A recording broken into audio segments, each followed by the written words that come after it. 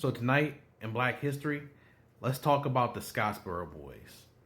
Their trials were some of the most in history. In the late 20s and early 30s, hopping the rail and hoboing across the country, going from place to place looking for jobs, was kind of a way of life for a lot of young men. After a small fight had broken out between a few black men and a few white men and two white women, police got involved and they rounded up every black man they could on that rail station with guns drawn. They tied them together, put them on a flatbed, and took them off to jail. And instead of just being charged with fighting and trespassing, Victoria and Ruby claimed that they were both raped.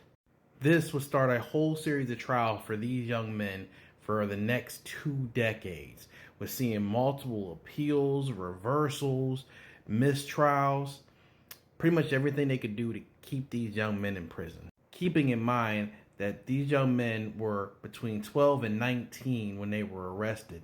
The last one wouldn't be released until 1950. 2 years after, Ruby would confess that this whole thing was a lie.